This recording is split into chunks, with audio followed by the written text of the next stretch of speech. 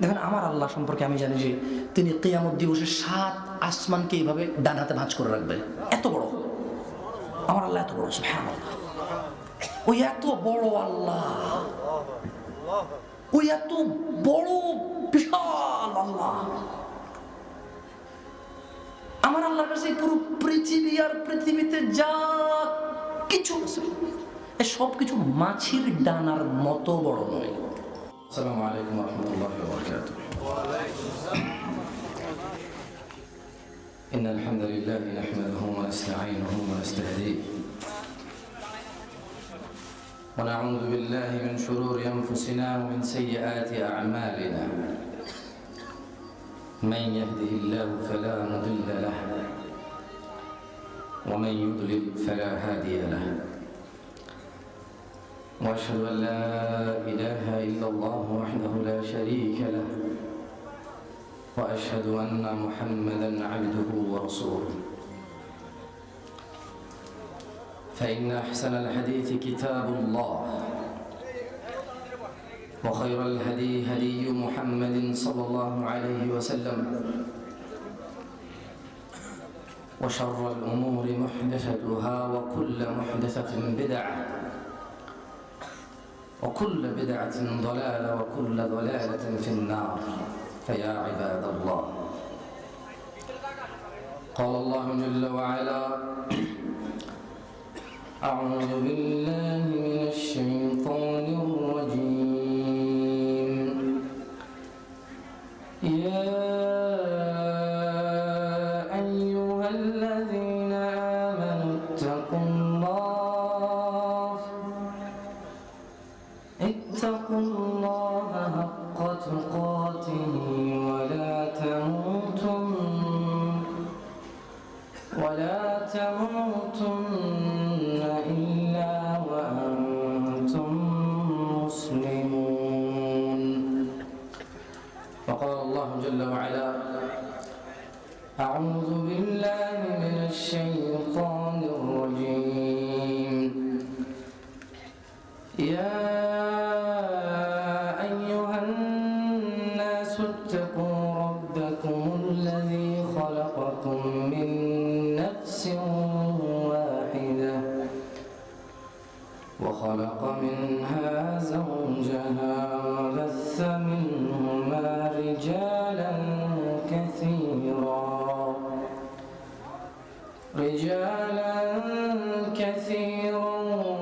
ونساء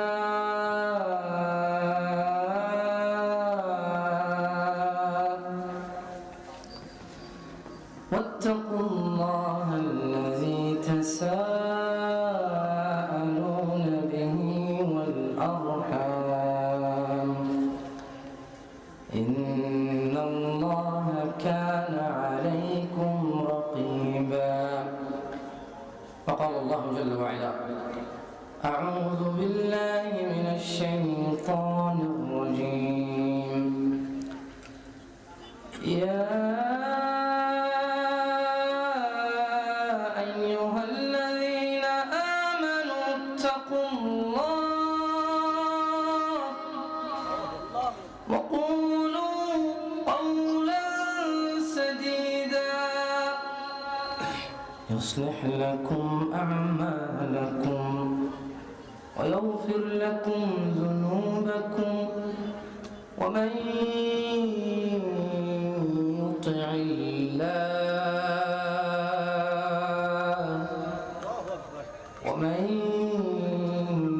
الله ورسوله فقد فاز فوزا عظيما. প্রশংসাকার কে? যিনি সৃষ্টি করেছে আসমান এবং জমিন।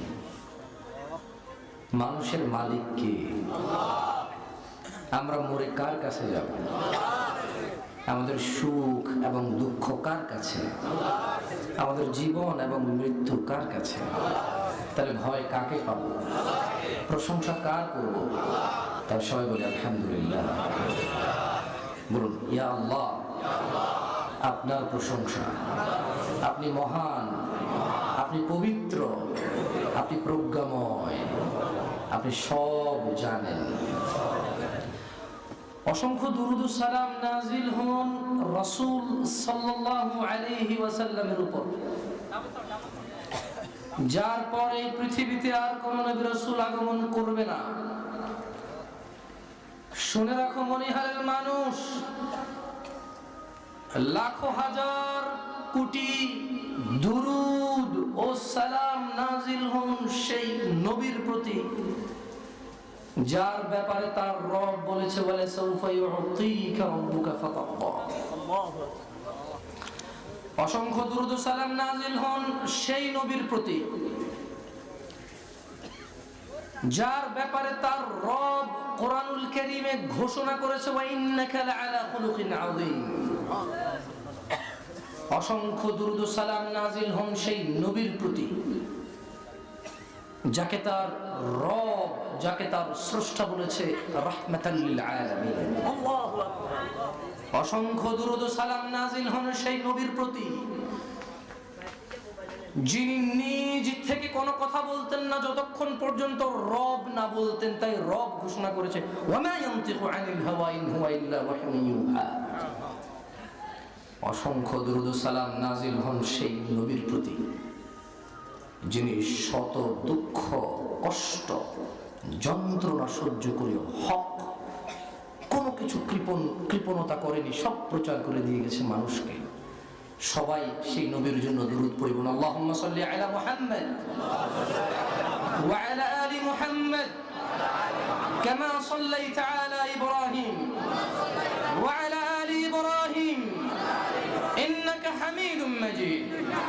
আল্লাহুম্মা বারিক আলা মুহাম্মাদ ওয়া আলা আলি মুহাম্মাদ কামা বারাকতা আলা ইব্রাহিম ওয়া আলা আলি ইব্রাহিম ইন্নাকা হামিদুম মাজিদ।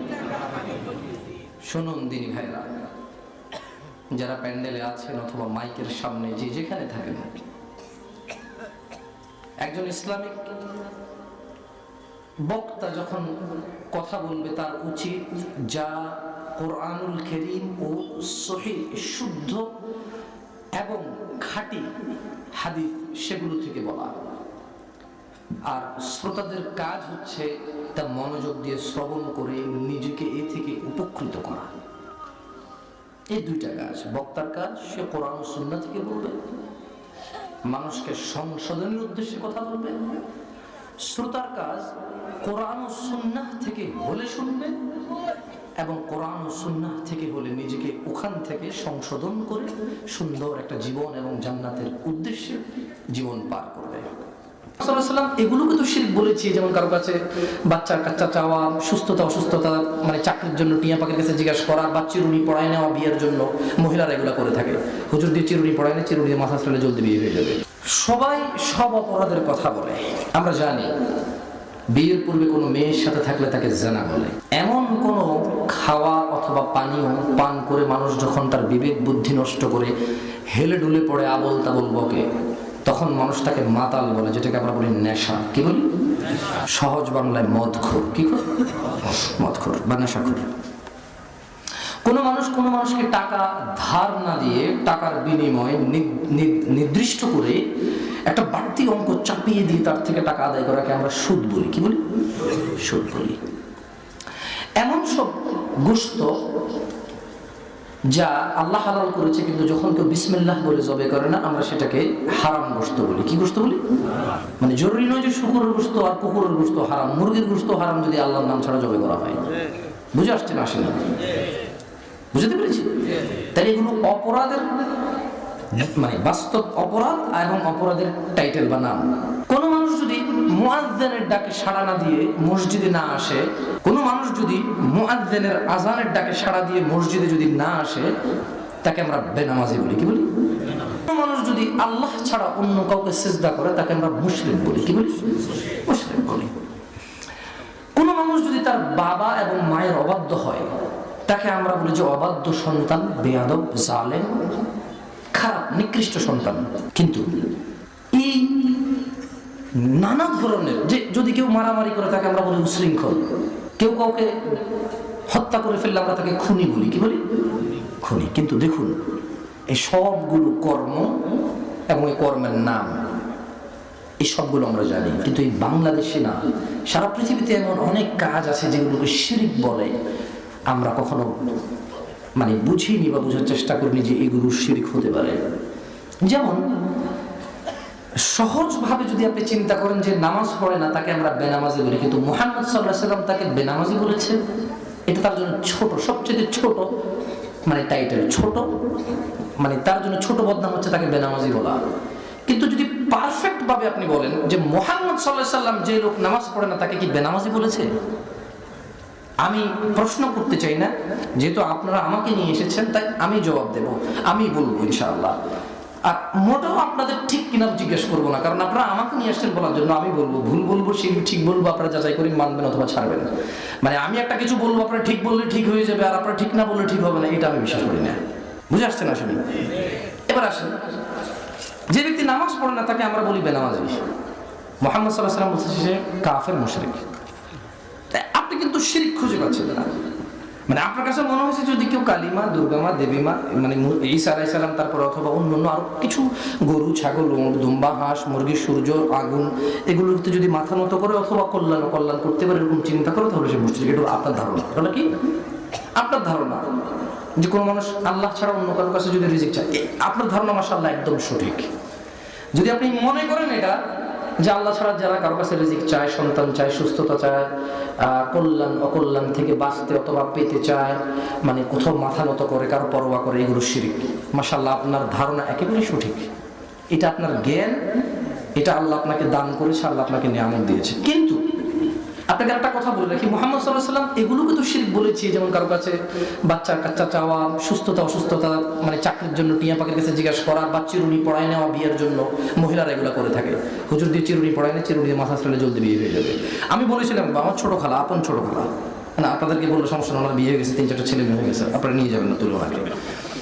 তো আমার ছোট খালা, আমার বিয়ে স্বভাবগতভাবে আমার আম্মা বা বড় খালা আমাদের বিয়ে একটু দ্রুত হয়ে যায়, আমার নানা খুব ছোটবেলায় মারা যায়। তো আমি একবার নিজে, যেহেতু আমি বাংলাদেশে খুব বেশি একটা দিন নেই, আমি সৌদি আরবে বড় হয়েছি, এই জন্য আমি খুব বেশি একটা উদ্ধৃতি জানি না, তাই নিজের পরিবার দিয়ে বলতে হচ্ছে, নাহলে অন্য কিছু দিয়ে বলতাম। আচ্ছা, তো চিরুনি পড়া, আমি তখন খুবই ছোট, কিছু বুঝতাম না। কিন্তু যখন আমি বড় হয়েছি, ওই কথাটা মনে হওয়ার পর আমি চিন্তা করলাম, আল্লাহ তারা কেন আমার খালাম্মাকে চিরুনি পড়া দিল? বরঞ্চ ওই হুজুরকে যদি বলতো যে বলো কোন ঝাড়ফুঁক করলে, কোন তাবিজ কবজ লাগাইলে, কোন মানে কি করলে, কি দিয়ে গোসল করলে ওনার যে চেহারাটা একটু কাল সেটা ফর্সা হয়ে যাবে, সেটা বলো। আমি মজার কথা কম বলি, মানে আপনার পছন্দ হবে এরকম কথা কম বলি। আমি এখানে এসেছি আপনাদেরকে একটু সংশোধন উদ্দেশ্যে কথা বলতে। ওমা তৌফিক ইল্লা বিল্লাহ, যতটুকু আল্লাহ আমাকে তৌফিক দিবে ততটুকু বলি। আমি আগে থেকে নির্ধারণ করিনি যে আপনারা সবাই আমাকে ভালোবাসতে হবে, এই জন্য আমার পরোয়া নেই। শুনুন, এই পৃথিবীতে মদ খাওয়া অপরাধ। 40 দিন ইবাদত কবুল হয় না। কয়দিন? 40 দিন। আপনি এখন বলবেন যে আমি খুব ভীতু, কেন? ওই যে কেউ একজনের মদের লাইসেন্স করতে বলছে, 21 বছর বয়স হলে মদের লাইসেন্স করার জন্য কি আমি তো এগুলো বুঝি না, রাজনীতির এগুলা কিছু খবর দেখলাম, কিছু একটা আসছে এরকম। এরপরে আমাদেরকে ফোন দিয়ে বলতেছেন, শেখ কিছু বলতেছেন না কেন, এটা করছে। ভাই, মদ খেলে 40 দিন ইবাদত কবুল হয় না। তুমি মনে করছো পানি খেয়ে ঢুলে গেলে ওটাই মদ? গাঁজা মদ না? গাঁজাও তো মদ, ইয়েবাও তো মদ, সিগারেট মদ। এখন আপনি বলবেন যে জামশুদ ভাই এটা একটু টু মাচ হয়ে গেছে, বেশি হয়ে গেছে। আচ্ছা, সিগারেটটা তাহলে কি? বললাম এটা মদ। আপনি মনে করতেছেন যে মদ মানে পানি। না, আপনার আরবি দুর্বলতা আছে। আরবিতে মদ মানে কিন্তু খামার না, যেটাকে আমরা মদ বলে বুঝি, ওটার কিন্তু একটা আরবি আছে, ওটার নাম হচ্ছে খামার। কি নাম আছে বলেন তো সবাই? কি খামার? খামার মানে পানি জাতীয়, যেটাকে খামার বলে, মানে যেটা তরল, যেটা কি তরল, এটা খামার। এটা কি? বা শরাব। শরাব মানে পানীয়, পানি হইতে পারে, মদ হইতে পারে। আর মদ যেটা বাংলা ভাষা, এটা একটা ক্যাটাগরি। এটা কি? যেমন গোশত একটা ক্যাটাগরি, এবারে ফার্মের মুরগি, দেশি মুরগি, সোনালী মুরগি, তুর্কি মুরগি, আর কি আছে, ছাগলের গোশত, গরুর গোশত, মহিষের গোশত, কুত্তার গোশত, শুকরের গোশত। গোশত, শুকরের গায়ে কি গোশত নাই নাকি? শুকরের গায়ে কি মাছ নাকি? বুঝলাম এটা হারাম, বুঝলাম এটা হারাম, তো শুকরের গায়ে কি মাছ নাকি? গোশত। তাহলে এটা ক্যাটাগরি। এটা কি মানে? ক্যাটাগরি হচ্ছে গোশত। এবারে শুকরের, কুকুরের, মুরগির, হাঁসের, গরু, ছাগলের। তাহলে মানে খামার হচ্ছে ক্যাটাগরি। সরি, আমি দুঃখিত, আমি ভুল বলছি। খামার মানে হচ্ছে মদ, মানে খামার হচ্ছে ক্যাটাগরি, মদ হচ্ছে ক্যাটাগরি। এবার এই মদের মধ্যে এবারে এটা দেশি আসবে, ইন্ডিয়ান আসবে, বাংলা আসবে, ইংরেজি আসবে, যত লিকুইড আসবে, যত ধোঁয়াযুক্ত আসবে, যেটা খেলে 30 বছর বয়সে কিন্তু কেউ ধূমপান শুরু করে না।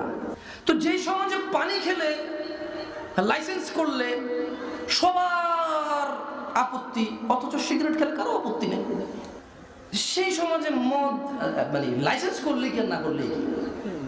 বুঝাইতে পারেন মনে হয়। মদ কেন লাইসেন্স করা যায় এটা জানেন আপনি? আপনি জানেন না। সায়েন্টিস্টদের মতে, যারা মানে মেডিকেল সায়েন্সে উন্নতি করছে, তাদের মতে হচ্ছে মদ খেলে শারীরিক কম ক্ষতি হয়, মানে যেটাকে আপনারা মদ বলেন। মূলত মদ মানে ক্যাটাগরি, আমাকে বলতে হচ্ছে মদ, নাইলে আপনারা বুঝবেন না। মানে পানীয় তরল, যেই নেশাদার দ্রব্য, যেটা তরল লিকুইড, ওটা খেলে মানুষের শরীরের অত ক্ষতি হয় না যতটা ক্ষতি হয় ওই ধোঁয়াযুক্ত মদ খেলে, যেমন গাঁজা, সিগারেট, এটা আরো হতে পারে, যেটা আরো ধোঁয়াযুক্ত অন্য কিছু বের হতে পারে হয়তো ভবিষ্যতে। গাঁজা কত বছর থেকে চলে আমি অবশ্যই হিস্টোরি জানি না, তবে মনে হয় না যে 500-700 বছর থেকে গাঁজার ধোঁয়া চলে বাংলাদেশে, এরকম না মনে হয়। মানে মানুষ পেপার মোড়ায় খেত না, পেপার মোড়ায়া মহিলারাও টানত। এখনো অনেক মুরব্বী মহিলা আছে যারা পেপার এইভাবে বোটে আগুন ধরায় টানে, আপনাদের দিকে আছে কিনা জানি না। তো আমি আমার প্রসঙ্গ ভুলিনি, প্রসঙ্গে আসতেছি। এই মদ, এটা খেলে 40 দিন ইবাদত কবুল হবে না। কতদিন? মানে যেখানে মুহাম্মদ সাল্লাল্লাহু আলাইহি ওয়াসাল্লাম বলতেছেন যে ব্যক্তি এক ওয়াক্ত নামাজ ইচ্ছাকৃতভাবে ছাড়লো সেই ওই ওয়াক্তের কাফের, ওখানে 40 দিনের কোনো ইবাদতই কবুল হবে না। এই হচ্ছে মদ। তাহলে এটা কিন্তু একটা অপরাধ, একটা বিশাল বড় অপরাধ না? মানে যে অপরাধ করলে 40 দিনের ইবাদত কবুল হয় না মানুষের। এবার আসেন জানা। জানা এটা কেমন অপরাধ? এই অপরাধ হচ্ছে যখন কোনো মানুষ জানাকারী, জানায় লিপ্ত থাকে, তখন তার ঈমান তার থেকে উঠে যায়, ঈমান থাকে না, তার ঈমান তার ভিতর আর থাকে না। ঈমানের সহ্য হয় না যে ঈমান থাকবে এখানে আর। সে তার গैर মাহরাম, যাকে আল্লাহ তার জন্য হারাম করেছে, সে ওর কাছে গিয়েছে, উলঙ্গ হয়েছে, অশ্লীলতায় লিপ্ত হয়েছে, ঈমান চলে যায়। ঈমান আর তার কাছে থাকে না ওই সময়, যতক্ষণ সে জানায় লিপ্ত থাকে। বুঝতে পেরেছি? এটা একটা অপরাধ। একটা মানুষ যদি একটা মানুষকে হত্যা করে, আল্লাহ সুবহানাহু ওয়া তাআলা বলছে কোনো অপরাধ ছাড়া, নির্দিষ্ট কোনো অপরাধ ছাড়া, বিচার বহির্ভূত যদি কেউ কাউকে জুলুম করে, অত্যাচার করে হত্যা করে, সেই জন্য পুরো মানুষ, যত মানুষ আল্লাহ সুবহানাহু ওয়া তাআলা আদম আলাইহিস সালাম সহকারে যত মানুষ আল্লাহ তাআলা বানাইছে, একটা মানুষকে যে অপরাধ ছাড়া মেরে ফেলে, সেজন্য পুরো মানুষকে মেরে ফেললো, তার একটা অপরাধ না? শিরকও একটা অপরাধ। এই যে আমি আপনাদেরকে বললাম মদ 40 দিন সলাহ কবুল হয়, মানে সলাহ বলতে কি কোনো ইবাদত কবুল হয় না। জানা, ওর ভিতরে ঈমানই থাকে না। নামাজ নিয়ে উদাহরণ দেওয়া যাবে না, কারণ নামাজকে আল্লাহ সুবহানাহু ওয়া তাআলা, মুহাম্মদ সাল্লাল্লাহু আলাইহি ওয়াসাল্লাম নামাজকে শুধু একটা অপরাধ বলেনি। তিনি বলেছেন যে কাফের, মুশরিক আর মুমিন মুসলমানের মধ্যখানে দেওয়া হচ্ছে নামাজ পড়া এবং না পড়া। মানে বলে না, একটা মানুষ পরিচয় দেয় না, 3টা সিএনজি দেখতে পাবি, ওটার মধ্যে যেটার মধ্যে একটা লাল ক্রস আছে, বুঝবি যে ওটা বাইয়ের, ওটা কার? তাহলে এখানে 100 সিএনজি থাক না, যেটার মধ্যে কি চিহ্ন আছে ওটা কার? ভাইয়ের। এটা কার? ভাইয়ের। তো মুহাম্মদ সাল্লাল্লাহু আলাইহি ওয়াসাল্লাম বলেছে উম্মতরা যেটা মসজিদে আসে নামাজ পড়ে, বুঝবা যেটা মুমিন, আর যেটা মসজিদে আসে না নামাজ পড়ে ওটা কাফের, মুশরিক। আমি বলি নাই, আমার উপরে চেতিলেন না। দেখেন আমি কিন্তু আমার বলি নি, বুখারীর হাদিস, আপনাদের এদিকে মুহাদ্দিস আছে অবশ্যই। যেটা বলছিলাম, তো সালাত কিন্তু একটা ব্যতিক্রম মানে ইবাদত, যেটা লা ইলাহা ইল্লাল্লাহ। আপনাকে কিভাবে বলি, দেখেন এটা যদি আল্লাহর কাছে এত প্রিয় না হতো, আপনার কাছে এত অবহেলিত কেন, এটা বলেন। আপনি আর আমি তো সবচেয়ে ওই ইবাদতটাকে অবহেলা করি যেটা আল্লাহর কাছে বেশি প্রিয় হয়। এই যে সালাতকে এত অবহেলা করি, এটা ধারধারি না, এটাই তো মানে আপনি কি এখনো বুঝতেছেন না যে নামাজ আপনার পড়তে মন চায় না, অথচ 8 মিনিট লাগে, 9 মিনিট লাগে, আজান দেয়। সিগারেট খেতে মুরব্বির সামনে লজ্জা লাগে, নামাজ পড়তে লজ্জা লাগে না। আপনি কি বুঝতেছেন না এখন ওটা এত নর্মাল কেন আপনার কাছে? কারোর সামনে দাঁড়িয়ে পেশাব করতে লজ্জা লাগে, কিন্তু আপনি নামাজ না পড়লে লজ্জা লাগে না। মানে বাবা ছেলের সামনে লজ্জা পায় না নামাজ না পড়তে, অথচ তার মায়ের সাথে ঘুমাতে যেতে লজ্জা পায়, দরজা বন্ধ করে দেয়, রাতের অপেক্ষা করে। বাট নামাজ না পড়া অবস্থায় সে লজ্জা পায় না, মানে সে বেনামাজি মুশরিক কুফরি করতেছে, তো সে লজ্জা পায় না। তাহলে আপনি বুঝতেছেন যে শয়তান কি পরিমাণ কাজ করেছে গত 1450 বছর, গত 1450 বছর বা প্লাস বা সামান্য কিছু মাইনাস বছর শয়তান কি পরিমাণ পরিশ্রম করেছে যে আপনার হৃদয়টা এখানে এসে পৌঁছেছে যে নামাজ না পড়লে শরম লাগে না। নামাজ না পড়লে আপনার মানে আপনি ঘর ভাড়া নিতে পারেন, আপনি মদ খান ঘর ভাড়া দিবে না, আপনি যদি রেকর্ড খারাপ থাকে ঘর ভাড়া দিবে না, মেয়ে বিয়ে দিবে না।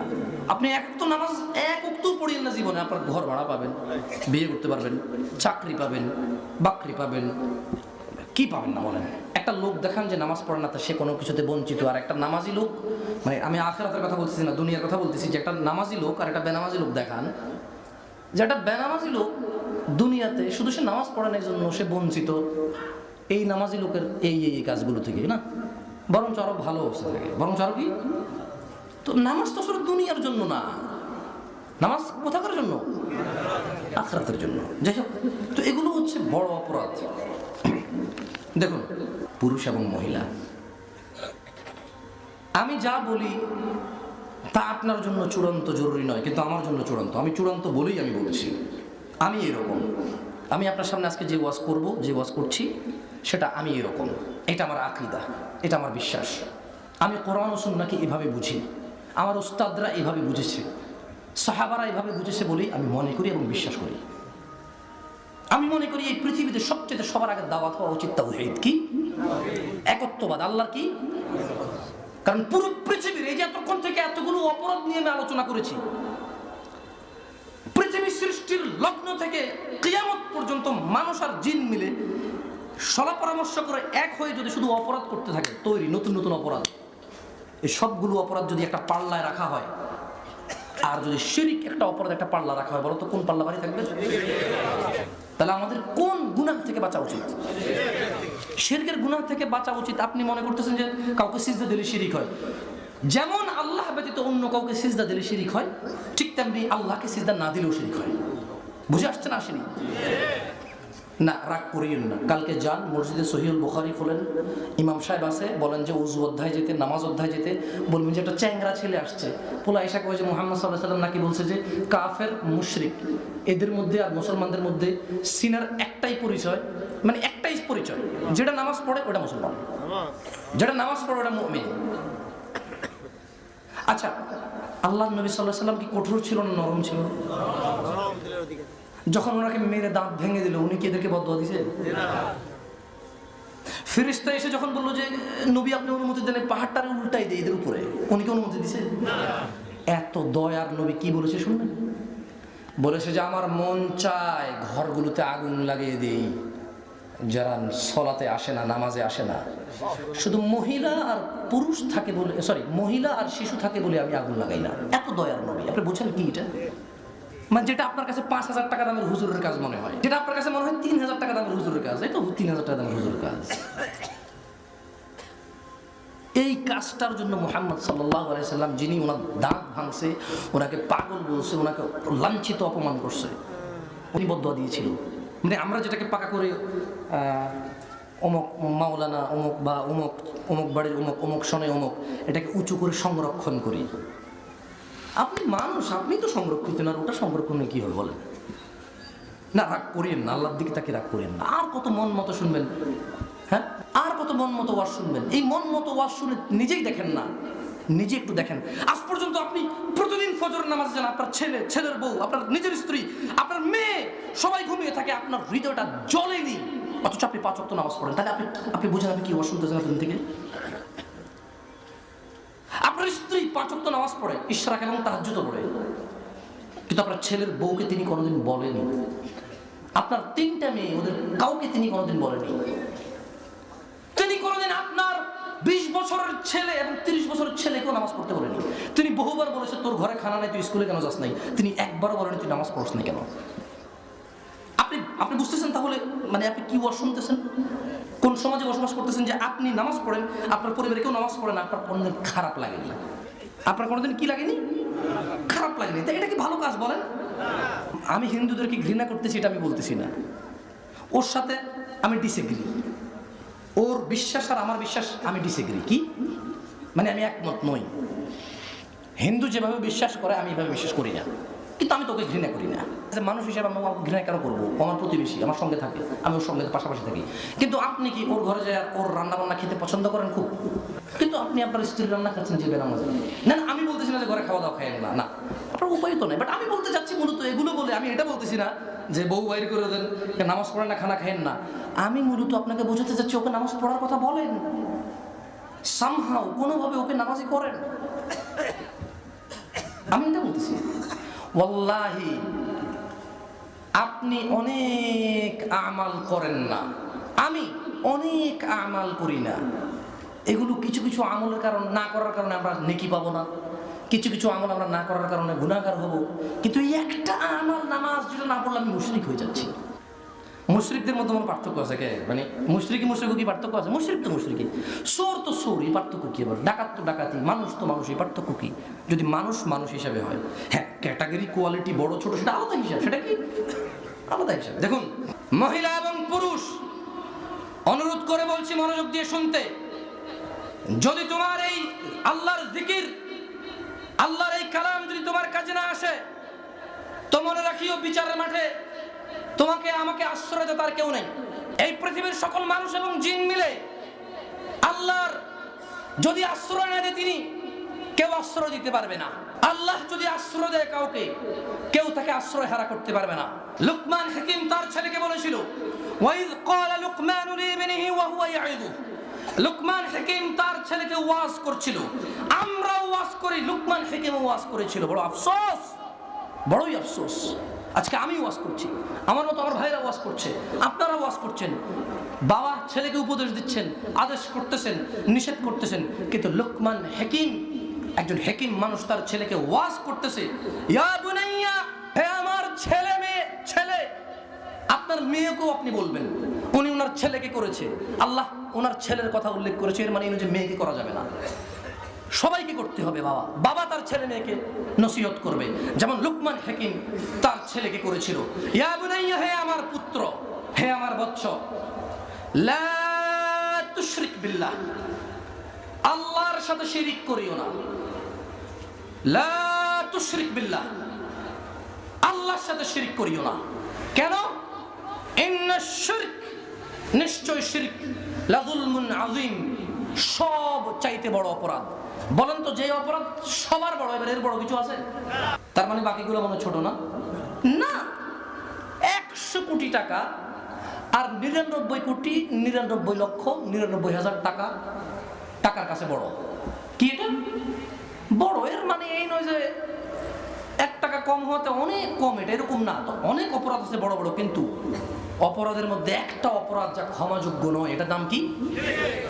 আমি যদি আপনাকে আজকে বলি যে আল্লাহ ছাড়া কারো কাছে যেও না, ওয়ান্নাল মাসাজিদা লিল্লাহি ফালা তাদউ মা'আল্লাহি আহাদা, আল্লাহর ঘর মসজিদ ছাড়া, আল্লাহর ঘর মসজিদ ছাড়া, যেটাকে আমরা মসজিদ বলি, এটা ছাড়া আল্লাহর আর কোনো ঘর নেই।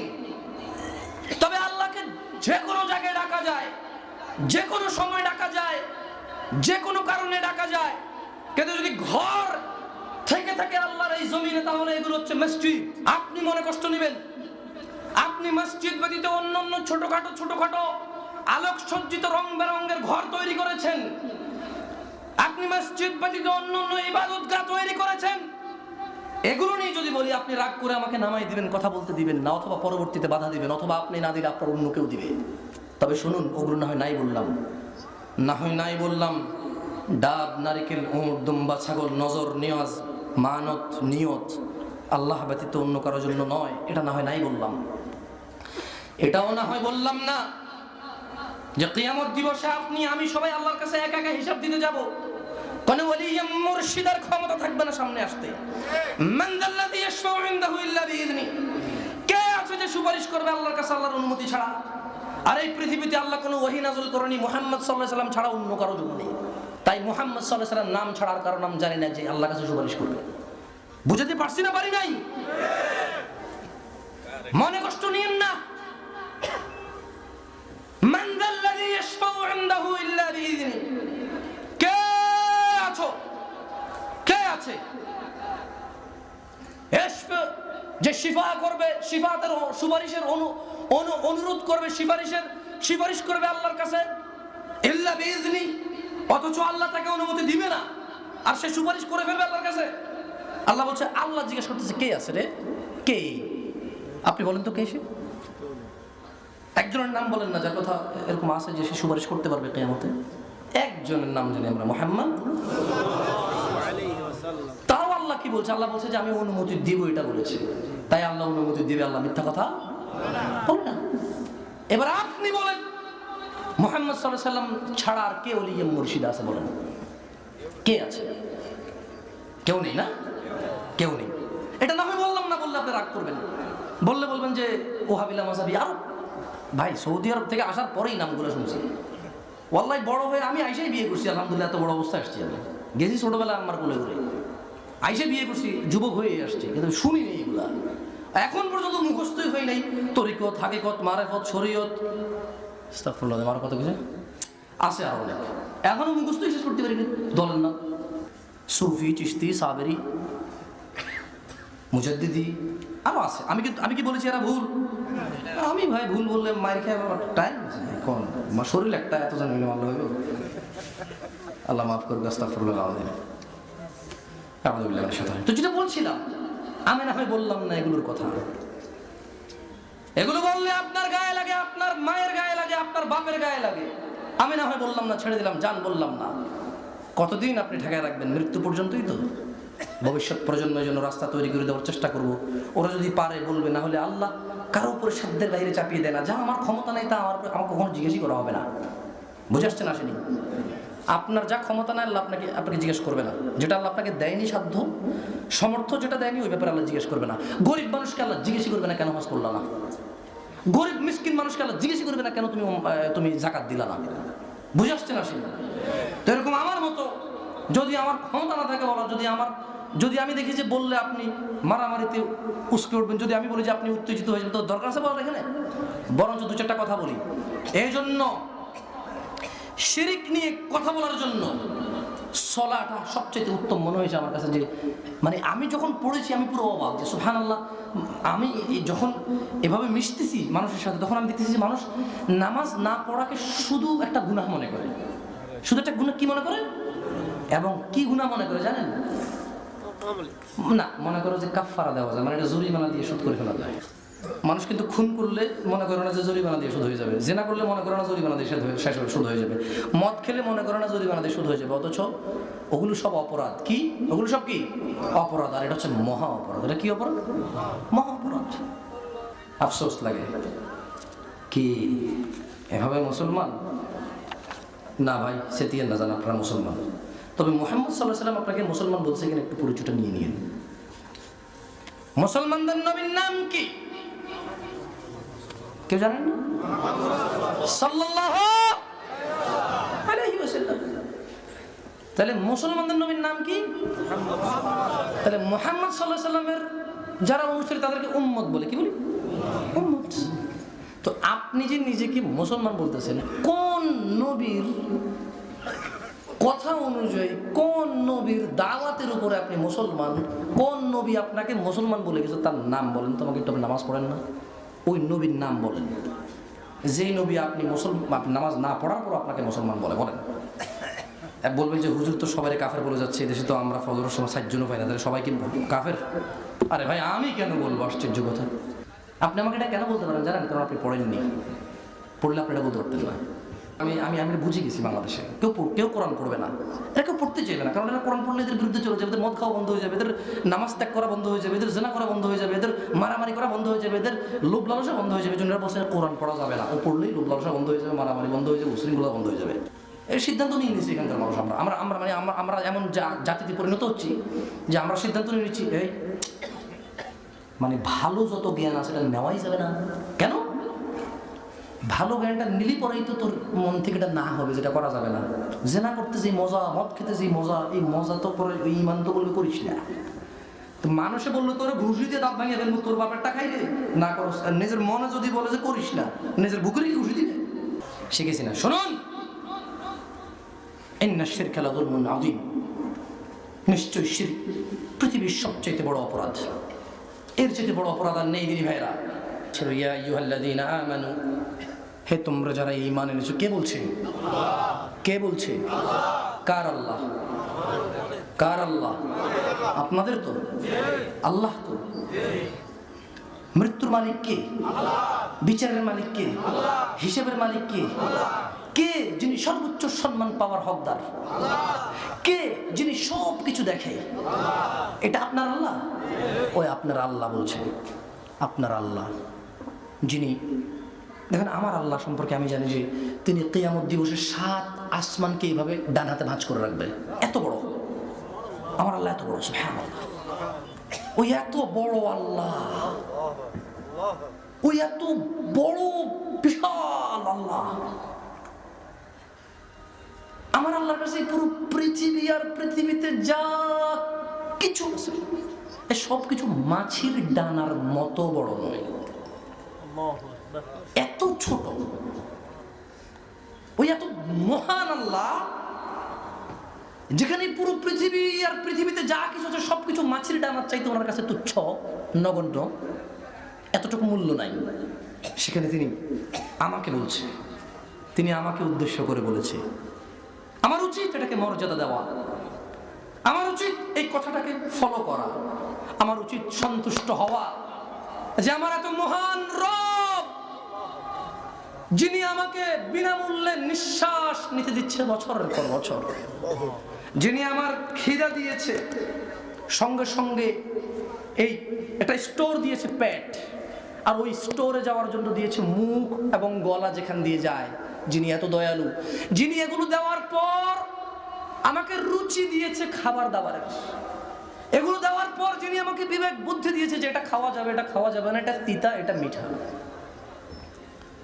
ওই মহান রব যার হাতে আমার সব, তিনি যখন আমাকে উদ্দেশ্য করে কোনো কিছু বলে আমার এটা উচিত কিনা এটার মূল্যায়ন করা, তিনি বলছেন, আপনার রব বলছেন, আমাদের রব, মহান রব, জান্নাত জাহান্নামের মালিক, ফয়সালার মালিক, তিনি বলছেন ইয়া আইয়ুহাল্লাযীনা আমানু, হ্যাঁ আপনাকে বলছে, বলেছেন হে তোমরা যারা ঈমান এনেছো, হে তুমি যে ঈমান এনেছো, ইত্তাকিল্লাহ, আল্লাহকে ভয় করো, হাক্কা তুকাতিহ, যেভাবে ভয় করা উচিত, যেভাবে ভয় করা উচিত, মুখে মুখে ভয় নয়, যেভাবে ভয় করা উচিত। তিনি যদি বলে হাইয়া আলাস সালার বিধান, তাহলে নামাজের দিকে যেতে বলেছে, যাওয়া উচিত ভয় করে। তিনি যেহেতু বলেছেন লা তাকরাবুজ যানা, জানার কাছেও যেও না, ওনার এই কথাকে অনুসরণ করে ওনাকে ভয় করে যাওয়া উচিত নয়। মুমিনের জন্য যে ঈমান এনেছে, আর যে ঈমান আনেনি সে যা খুশি তা করবে, তার বিচার আল্লাহ করে নেবে। যে মুমিন, আল্লাহ বলছে যে তুমি যদি মুমিন হও তাহলে ভয় করো। শুধু ভয় করতে বলেনি, বলেছে যেভাবে ভয় করা উচিত। তার মানে আমরা অনুচিত ভাবে ভয় করি। কিভাবে ভয় করি? সেজন্য রব বলেছে যেভাবে ভয় করা উচিত সেভাবে ভয় করো। এবং রব বলছে মানুষ এত মহান রব আর কেউ পায়নি, তুমি যে রব পেয়েছো। তোমার রব তোমাকে বলে দিচ্ছে কিন্তু ওয়ালা তামুতুন্না ইল্লা ওয়া আনতুম মুসলিমুন, মৃত্যুবরণ করিও না মুসলমান হওয়া ছাড়া। তিনি তোমাকে ভালোবাসে, মুসলিম হয়ে যাও। আর মনে রেখো, মুসলমান আর কাফের মুশরিকের মধ্যে পার্থক্য হচ্ছে নামাজ।